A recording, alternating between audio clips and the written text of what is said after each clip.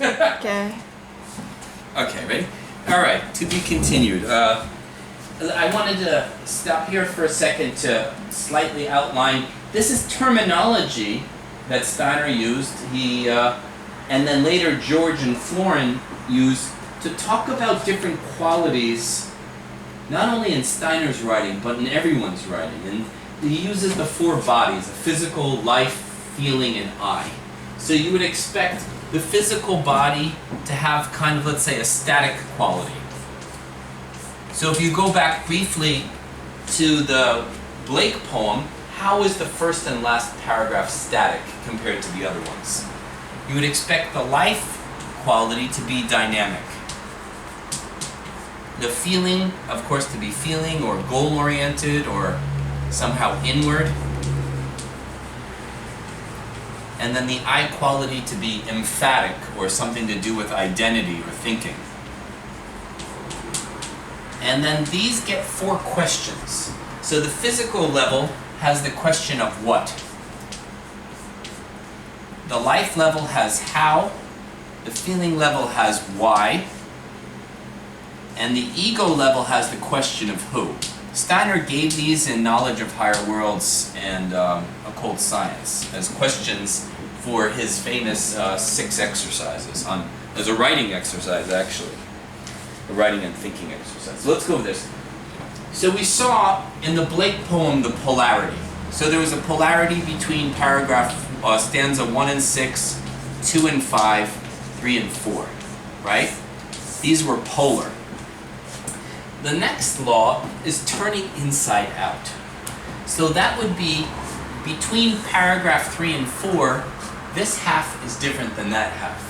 In a Shakespeare play, it's pretty easy. You have the central act, something happens, the play unwinds, right? The denouement, or whatever it's called. In the Blake poem, we come back down to where we started. We go from the brain to the heavens, and the tears back down to tiger, tiger, burning bright, right? So that we call polarity and turning inside out. So one side is different qualitative than the other. If you turn quickly to the next page, I have a summary of Job. And there are 2 summaries. One is the Bullinger, who I said was that Brit who had, the Brit who found form in the Bible, Steinerian form, this type of form, polarity. And the other one's the Tyndale Bible, which is a typical Protestant Bible. So look at the first list. You have the onset of Job's misery, first set of speeches, second set of speeches, third set of speeches, Elihu's speech, the Lord's response to Job, the restoration of Job, right? So it has 7 parts. Now look at the Bullinger. What's the difference in Gestalt between Bullinger and the Tyndale Bible?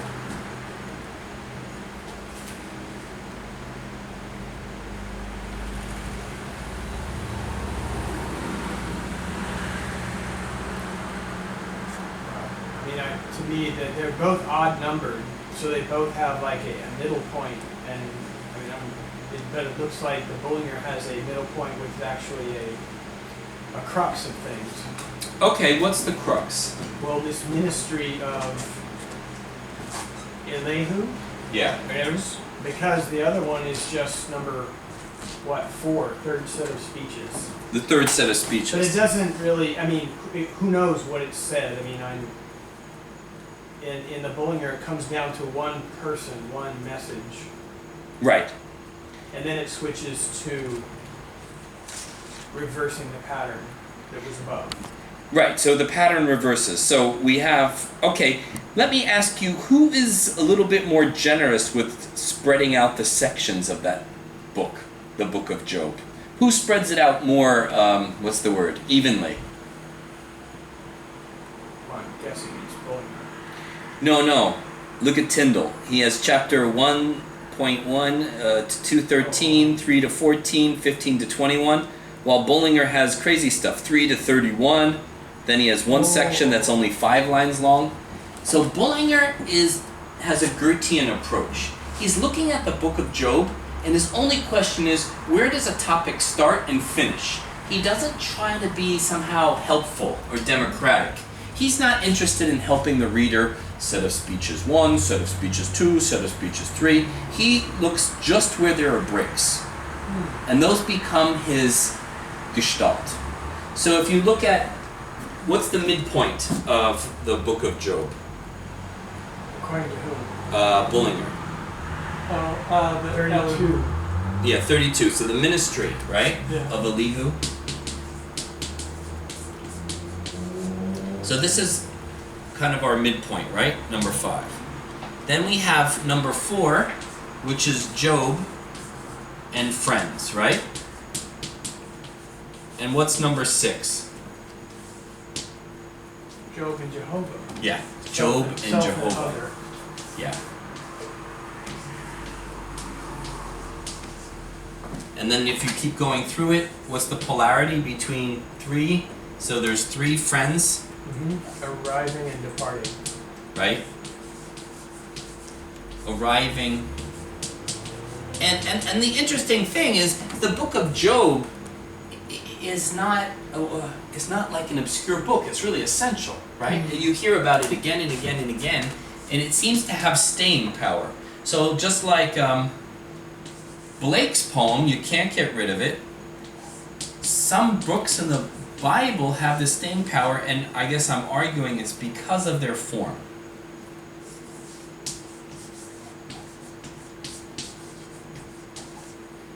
And then we have 2. What's the polarity there? So we have Satan's assault.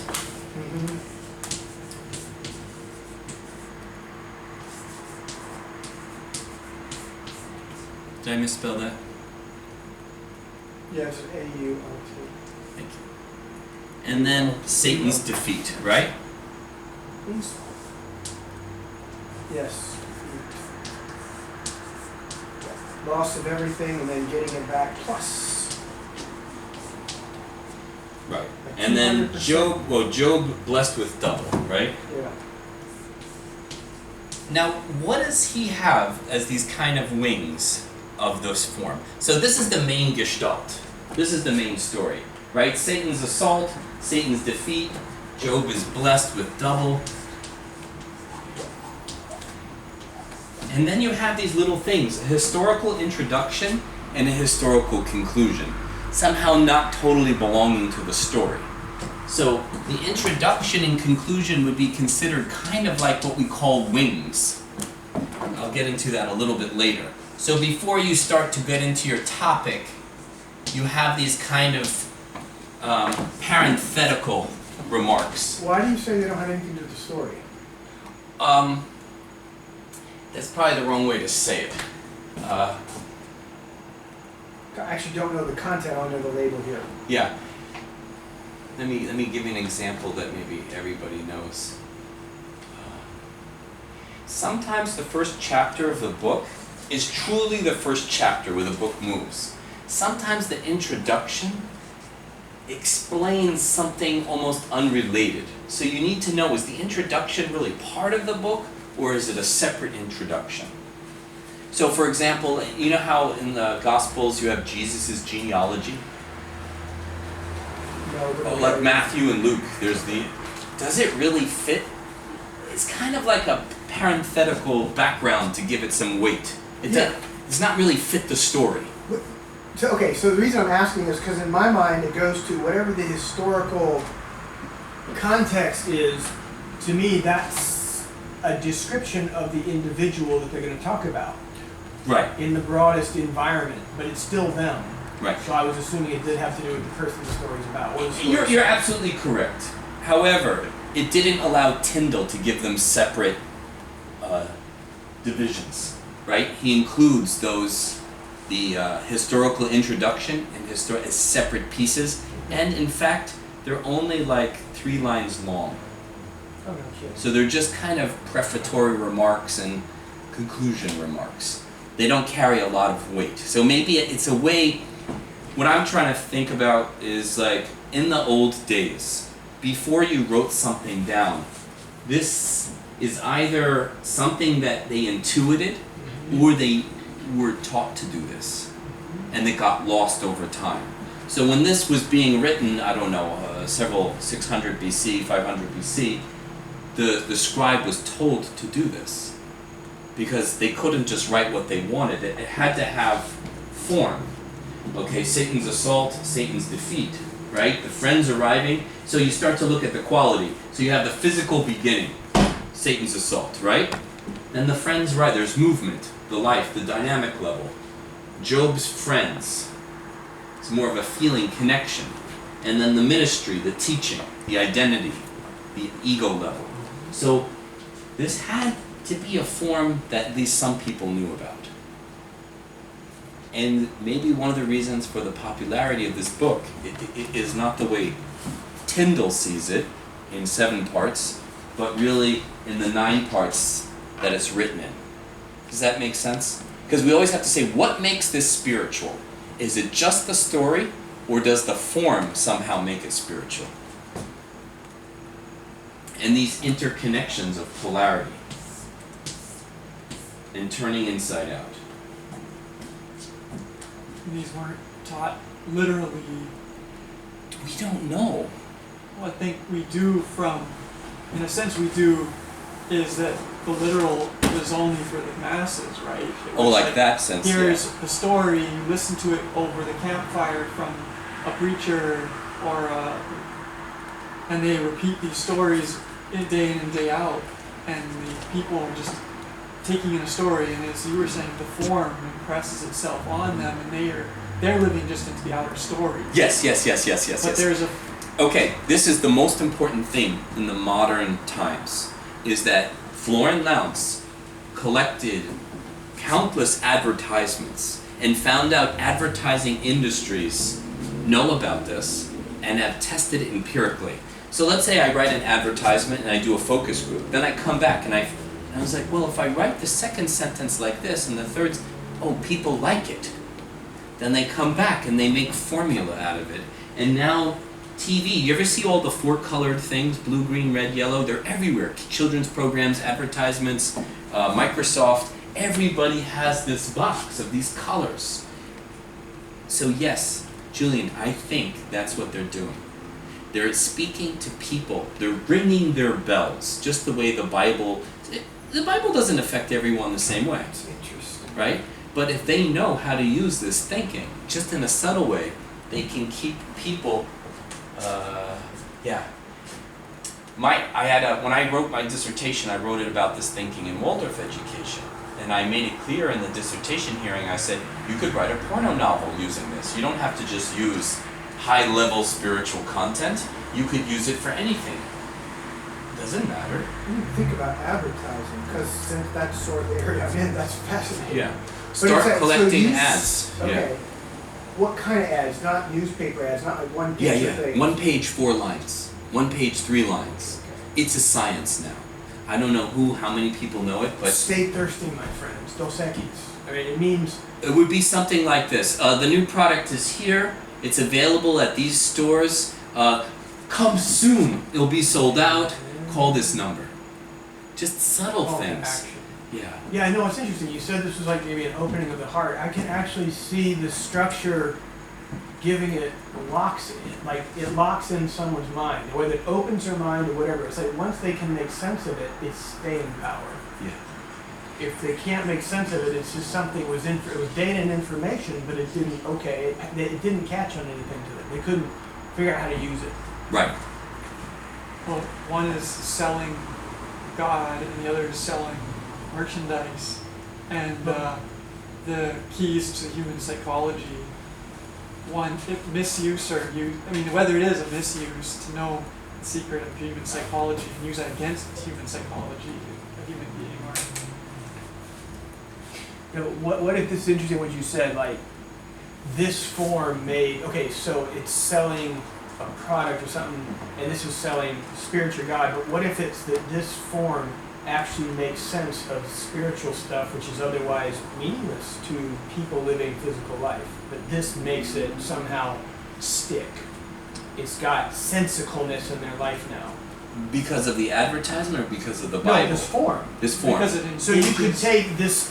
Sorry. I think the concept behind it is that it engages the whole being, even if the unconscious, the conscious, and the mediation of the two. It's Yeah. like they're speaking to the human psychology on its higher level and its deeper level and its ability to mediate. Well, that's the problem. So, let's say there's a war, a race, for lack of a better word. Basically, if you're in service of mankind, right, humankind, you want to use this to encourage people's learning and self-awareness, not use it to make them feel comfortable with purchasing or joining the military, or, you know, I'm not putting a judgment on that, but you know what I mean? To seduce people, because if I use this system, you know, and there's lectures on it about Jesuits leaving letters out of their lectures, and listeners would be so curious, they wouldn't know why they were so attracted to the Jesuit preacher. You know, and the reason was the letters were missing for these very long speeches, and there's different ways you can seduce people. Yeah, that's a quite common advertising technique, I know. It is. And you know the famous Gettysburg Address, his opponent, Lincoln's opponent, lectured all these perfectly logical, helpful things. But Lincoln's the one who won with his Gettysburg Address, just 10 sentences. He's not really arguing anything. So why? Because Lincoln uses 10 organically constructed sentences that struck his readers. Now you could say the words are very moving, etc., but it's the combination that worked. There's something very potent and powerful. Certain movie sequences follow this, Yeah. right? And they're very into form. They definitely. They're not usually into this type of form, but it's close. Like the cowboy movies are simplified versions, but if you look at some of the screenwriters, they use pretty hefty forms. Now they could also be base forms, not healthy. Somehow. I think they use, in the movies it's often a descent, some type of middle conflict, and then Yeah, so it's classical Shakespearean form. yeah. But if you look Shakespeare carefully, use this form? That's what I'm asking. well, sure, because Shakespeare is left over from Aristotle. So the first forms, that's also I wrote about in my book, is the first form, Aristotle's treatise, a scientific treatise, follows a 5 form. So the 5-paragraph essay we had in school has Aristotle's form, Shakespeare. So Aristotle was the first one. Let's say if you read poetry that was from the East, Aristotle said, there's no logic. They just kind of say, and the trees rustle in the wind, and the flowers bloom and smell nice, but there's no coherent story. Aristotle has to have a beginning, middle, and end. The actions have to follow logically. So there were jokes made that you could set your watch to a French play, because the French were so rational, so Aristotelian, that they were so perfect in terms of real time, that, you know. So in any case, yeah, this 5 form Shakespeare used, even though he didn't say Act 1, Act 2, I think it was just one play, and later people figured out where an act began and ended. Hey, Dorian's got interesting. Julian, has got interesting about the movie being an upside down version of this. The low point is where the identity is, when the person discovers their identity. Like Rocky, right? Yeah. The Rocky movie. Then he comes to that point where it's his identity, and then he can Redeem Climb up. overcome. It come back up from his. And it could be up. I mean, it could be exactly as you have it written as an up triangle. I just think it was interesting, the idea of the down triangle being the same thing. And It's basically the same thing, because you'd have to say, in Aristotelian theater, right, or it's the falling action, right, to bring it to a conclusion. But if you turn it upside down, which Steiner does later, it actually there's a lot of room to play. However, in a story like Rocky, it still starts out slowly and builds up, and then there's a little conflict, and then he's training, and then the fight comes and he almost wins, right? right. But So- for him, it's a victory. He said, "All I want to do is go the Sure. distance." Nobody's ever gone the distance with But Creed you before. still He did have it. that transformation on the physical level, right? Here he kind of learns to realize who he is, Yeah, and right. that he has a chance, and he tries training by himself, reworks his relationship with his trainer. It follows. If you were to start on the ego level, it'd be a maybe slightly different. But I'm a person who definitely can see you can flip them. Okay, here's my question. If the form actually has, we want to call it an effect on us, if we recognize it or something, what happens if you turn it upside down or on its side? Let's look at that. Can we look at an example that's a classical example that everybody knows? I was gonna, because we're finished with the Job, and I was gonna go on to either Steiner or Plato. We don't need to do Plato tonight.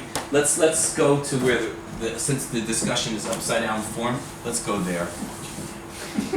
Because it's really important, because it takes a certain kind of flexibility to see upside down form and to move freely. So most people don't have that. That's why when they read Steiner books, they can't actually find any form, which is sad, because Steiner uses so many, and each book that he wrote, one after the other, challenges what he did in the book before it. So he's not like making a dogma of form. If you read him carefully, he's doing like, oh my God, can you do that? It takes a long time to figure out the forms in his book. It's not simple. I mean, some of his books are easy, like Theosophy. They're kind of like, what's the word? New thinking for dummies. But some of his later books are like, what is he doing? And there's a bunch of doctors in Germany, they figured out his medical book, and the entire book is written upside down. So normally, you'd have a Steiner book, you would start chapter 1, chapter 2, chapter 4, chapter 5, chapter 7, right? And then maybe you'd have 14 chapters, so you'd have two forms like this. His medical book has something like 1 or 2 wings, remember like in Job, the historical? Yeah. So 2 prefaces, and then it goes like this. And then has like 2 or 3 more. So I don't know, there's 15 chapters, for example. So that was his final book he wrote with this other doctor, Edith Egmont. Who discovered that form? I'm not sure. Maybe Florian Lounce or Dr. Buchner. They worked on it for years. But so all I'm trying to emphasize is that when you think you know Steiner, he comes up with something that contradicts what he did before. Changes punctuation, misquotes people to fit his form. I mean, he had a lot of fun. The fun part people are not seeing. But let's look at the Our Father prayer. So what's the title, right? So you have Our Father. Now, Our Father who art in the heavens is the title, right? Hallowed be thy name is the first line.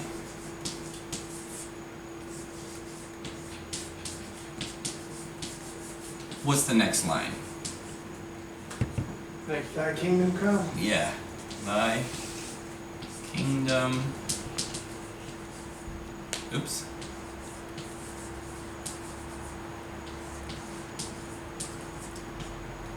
Thy will be done, right? Will be done.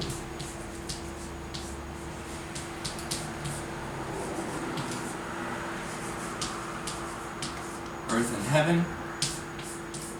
Give us this day our daily bread, right? Mm-hmm.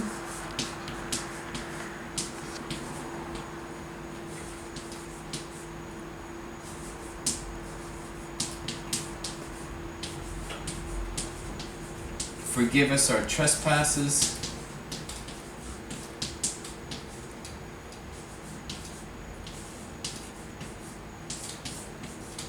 We forgive those who trespass against us. Lead us not into temptation, right? Mm-hmm.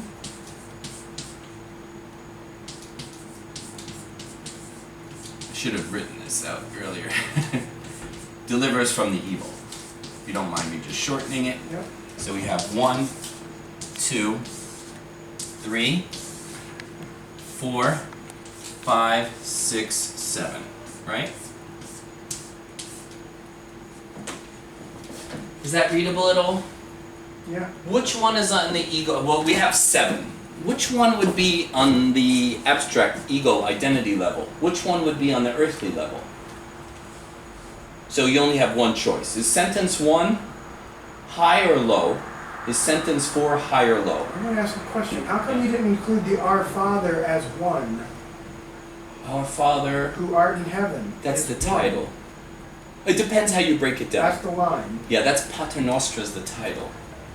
And there's also a doxology that comes at the end. Yeah. Dude, I'm open to breaking it down because let's say, Our Father who art in heaven, hallowed be thy name, would still be one line. Line one. Yeah. So you can either separate it or put it together. For our purpose, doesn't affect it at all because it's all about him and his name, right? So I agree with you there. I don't. Some people have asked me that. I checked it, like the different versions over time. It's very interesting. What does line 4 talk about? Give me what? Sustenance. Yeah. So which one is more abstract, which one is more physical? 4 is physical. Okay, so 4 is physical. So then the bread should be on the bottom, right? According to our model. Oh yeah, yeah. That's physical. And the name should be on the who level, right? Yeah. Hello.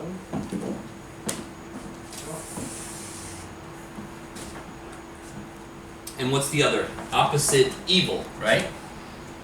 Oh yeah. And then does line 3 and 5, are they something more dynamic and moving on the life level?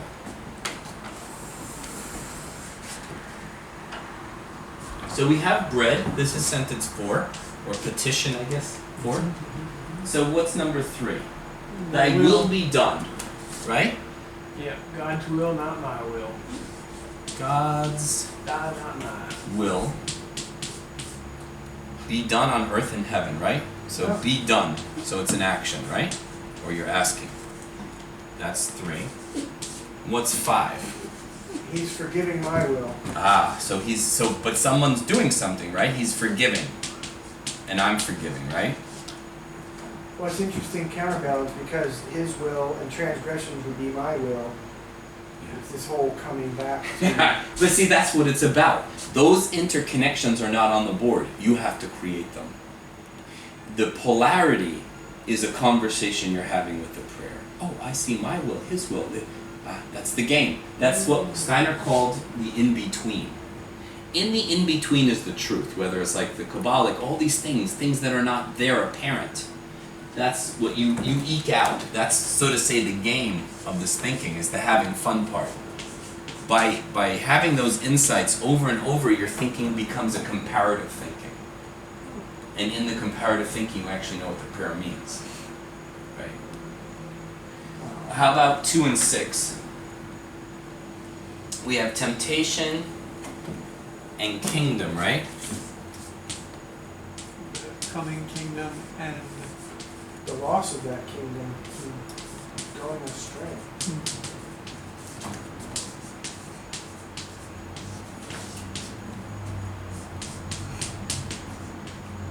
So these are very dramatic. See, it's on the feeling So I level. never thought of that. 2 is like the kingdom coming, and then temptation is like we're going somewhere. Yeah, and they're also more feeling. So God's will be done. Finished. Earth is in heaven. But this one is, thy kingdom should come. Right, in the original Greek, it should come, please, please. It should come. Okay. Yeah, please. So there's some more emotional aspect. And then the loss of the kingdom, the temptation is quite clearly feeling, and evil and the Father, right? They're juxtaposed. But you have the bread, the physical, spiritual substance. Right? Now comes the game. We have to turn this upside down. Because you said. Now, Rudolf Steiner gave several versions of this, so it irritates me every time I teach this. I don't use Steiner's version because everybody knows that already. And he plays a lot with this. Like, he mixes these up. He has, like, evil connected to the physical and the loss of the kingdom connected to something else. And then he has another lecture and changes it again. So there's no right answer. I got this from Florin, I think, and then I changed it myself. But let's say if the bread is on top, why? Because that's the moment of transition. It's a good question. Why is it transition? Well, you said sustenance, right? If we What don't- kind of sustenance is bread in this poem, in this prayer? Well, food that gives you strength. Gives life. It's a spiritual substance, Yeah. spiritual bread. So now you're changing your perspective. It's spirit bread. God, give me spirit. Yeah, you don't want bread. You don't want cash or, right? So you're changing the perspective. Cash. I Right. can see some people going there though. Yeah. Well, that's Come on, what God. the guy's talking in the movie theater. Yeah. So, right, we just recorded that. Yeah, edit it out. Okay, now let's change our perspective. Your bread is the spiritual, then our Father who art in heaven, hallowed be thy name. What is your name? How does that have a physical characteristic? Turning this upside down and going to the name? Yeah, okay, let's go I'm to sorry, I thought it evil. was will be done. Whoa. How do we do this? We're turning it upside down. We're doing the same thing but justifying it differently. Bread used to be the physical part. Yeah. Now bread is something else.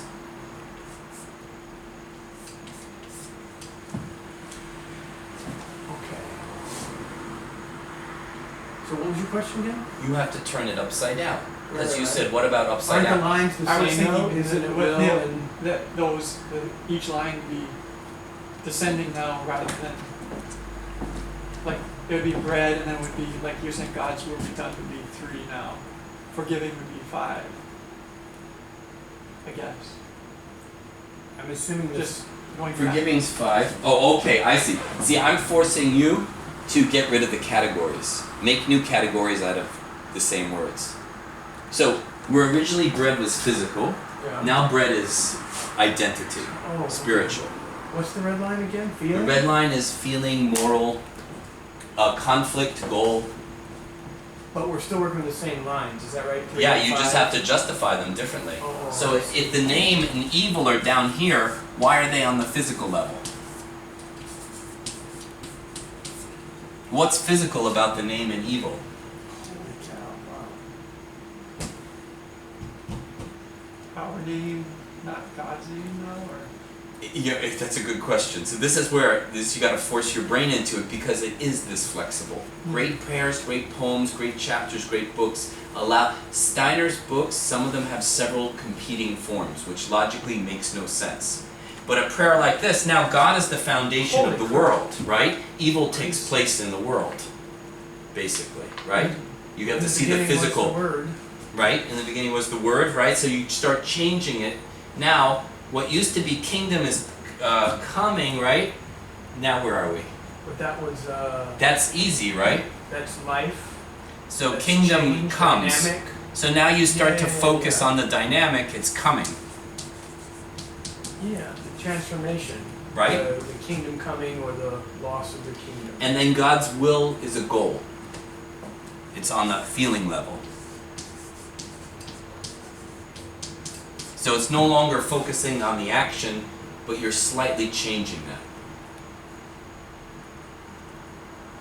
Oh, that's so interesting. So now what I see is the name is just physical. That's like identity, who you body are in the world. Yes. The body self, the physical self. I'm, Job, whatever Right. you say here. And then the coming is the transformation, the recognition of something changing, and realization that it's God's word. That feeling of inner realization.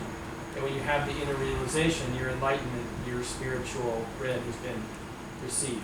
So you're telling a different story now. The prayer has a different meaning depending on your perspective. But then, so then it's the other two categories, loss of the kingdom. Is the loss of the physical world as important?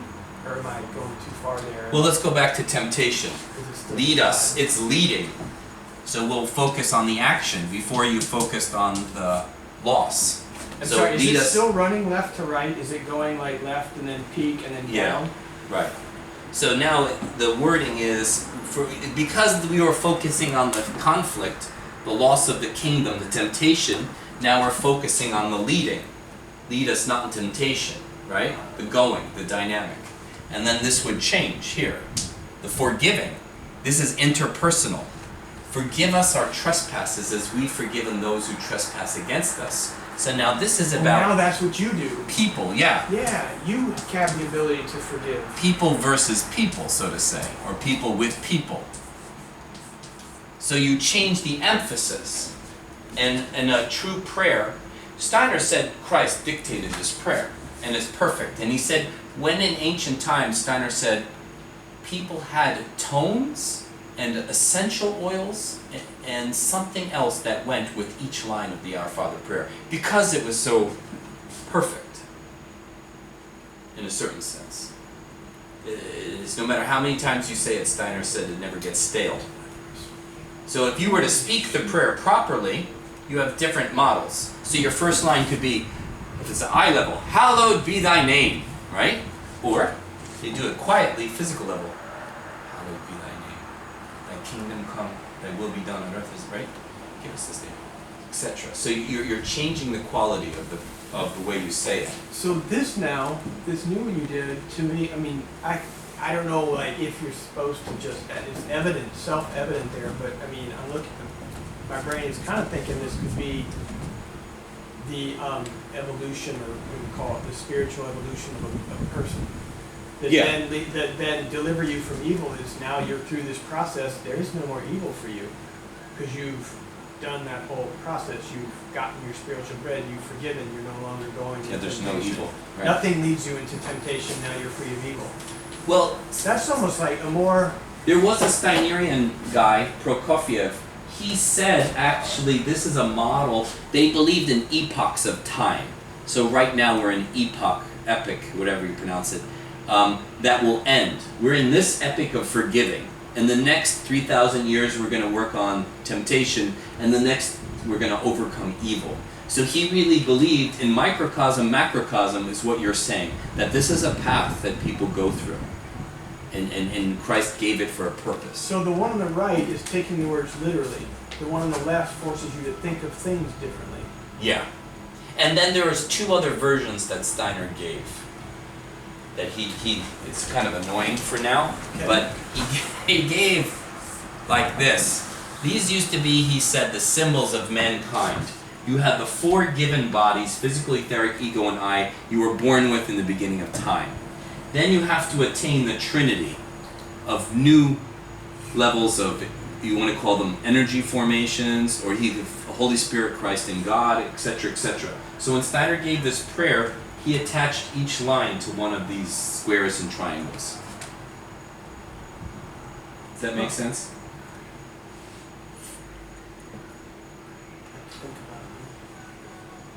So what he did is you would move these and connect them to other parts, not keeping this integrity of these forms. You would tear the forms apart completely. So I'm trying to keep the literary form in a linear way that goes 1 through 7. Steiner just took them apart. So he started relating number 7 to number 3, number 5 to number 1. For what purpose? Neuroplasticity. Yeah, that's exactly right. Yeah. I mean, that's I what could go this for is that. about. That actually might be a valid path towards a certain kind of enlightenment, that you can do that in life, not be so trapped in the rigors of language and structure and tradition. Right. He Traditional thinking. he was a point of viewist. Yeah. So he gave a lecture about temperaments. Do you ever hear about temperaments? Melancholic, sanguine, phlegmatic, and choleric. And one day he said, the sanguine has a domination of the etheric body, the phlegmatic of the something. Anyway, make a long story short, he would change it up every time he spoke. He would say the choleric has a strong ego. And he would say the choleric has a big astral body because they're so emotional. The melancholic has an overwhelming physical body. That's why they always look tired. The sanguine, etc. Then he would change the perspective, and then he would say, the choleric is the one who does the most. So which level is the one of doing? The green level. But normally the choleric is also the one, the ego level. His ego is strongest because he asserts himself. So Steiner would mix them up, and his followers made it very dogmatic. But you're right. I think it's about neuroplasticity, always changing. No, he's right. It's always changing your perspective, and the perspective's not wrong. Maybe you can't articulate it yet, and maybe some prayers actually don't have this form. There's another possibility. Because that's interesting. I mean, in a way, that's kind of like an idea about enlightenment I never thought of. To be able to understand anything, no matter how it's presented. It doesn't make it right or wrong, but that you can gain an understanding of what's happening Yeah. in and of itself. Maybe, like you say, a choleric puts together things, their world different, but you can understand it from their perspective. Right. Right. That's interesting. As opposed to saying, well, Steiner gave this lecture, it had to be done like this. Right, Well, I'm doing it like exactly. this, and now it's on YouTube, and everybody can see that I'm contradicting Steiner, right? But it's not. It's understanding what he did, perspectivism. And I could be wrong. Maybe these don't add up. But for tonight, it feels right. Maybe if you call me on the phone next week, I don't know what we did. See, that's what's interesting to me, because I'm wondering if you understand the things themselves, you can see a self-evident pattern, or if the trick is to do what you're doing and take what he did and further it, expand it past what he had left. Maybe that's what he wanted, so you could make sense of you could make a sense of anything. Well, that, in terms of, well, okay. I mean, aside from just human understanding, imagine what that would do, that skill, that brain ability would do for doctors trying to diagnose a mysterious illness, or physicists stuck in, astrophysics and not understanding what they're looking at, the data. Okay, according to my teacher, when I would have these discussions about what's the value of this, right? He said, all you're supposed to do is take Steiner's main book, he has about 20-something, Philosophy of Freedom. It's a philosophy text on the surface. Yeah. Inside the book, it has tons of these forms that if you study and you compare the paragraphs, it makes your thinking dynamic. And then you're supposed to go out in the world, not remembering what the book said, but having the thinking that can see in the tableau. Like my friend was an artist, he would make these monumental pieces, like 40 feet, or 20, 30 feet long, and he said he had the gift to remember which part of the painting had what. And that's why this philosophy of freedom Steiner work came so easily to him. See, now that's the question. Is it a gift, or is it that once you get this thing, it sort of falls naturally? It's not hard to remember in that way. Right. Memory becomes a remarkably more... It's not memory in the old sense. Imagine it's similar. I mean, this is what a lot of the ancient teaching was with the liberal arts, where it had each one of these parts together that gave a person this ability to sort of metaphorize their whole being. Yeah. The musical and its aspects in relationship to the mathematical in relationship to language and philosophy and poetry and economy. Being able to see those as imaginations, and being able to hear those as songs, and being able to see those as algorithms, equations, and to be playful Right. with that. Playful. Yeah. Well, Steiner did say, and I think some of it was confirmed, if you look at his Waldorf school, and this is very interesting, in normal education, for example, you would learn the 4 mathematical, what are they called in English? Plus, minus, times, and divide. Operations. Okay. So, it is, obviously I'm not a great math person, right? So you have plus, minus, times, and divide. Steiner said the first graders should learn all of them at once. Why? Because normally in public school you do plus, minus, first and second grade, times third grade, divide fourth grade, or something like that. They have, that used to be the old schema. But Steiner said, no, you should learn all of them at once. And they usually tell a story, Mr. Times, Mr. Divide, Mr. whatever, right? So, but why? Why, according to this new thinking, what did he want 7-year-olds to learn? A holistic way of looking at something, or... Yeah, that minus and plus and times, they only have meaning in relation to each other. That you shouldn't kind of atomistically look at them. That there's a family. And if you look at it, you have plus, right? Your physical, minus, your subtraction, times, more dynamic, divide, more abstract. So it goes from physical, dynamic, right? What's the middle one? What's the dynamic? The times. So it gets in level of complexity is one way to look at it. Minus kind of moves because you're taking away. Plus gives. Minus takes away. Times is dynamic, right? Astral, feeling, because feelings are either you love someone or you hate them, right? It has this kind of expansion or contraction quality.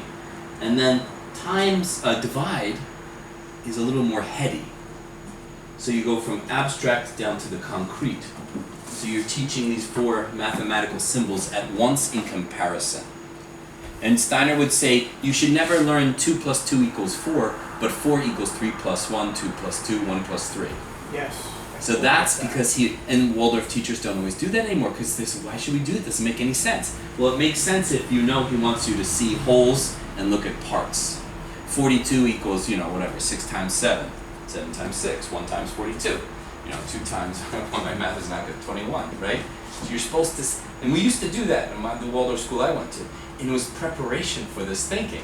The sad thing is that none of my classmates ever got interested in this because this was never made available because the people weren't teaching it. It was hidden.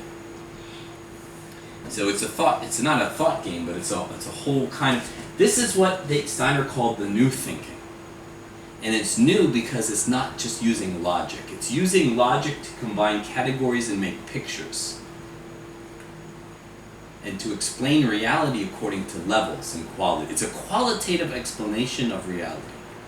See, that surprised me you would have said that. I thought you would have said this is the oldest kind of thinking. It's the natural, organic. Yeah. This is the way. That's true too. It's are. both. Because, Steiner said they used this thinking in ancient Egypt. They were heart thinkers. And what we're trying to do is become heart thinkers on purpose.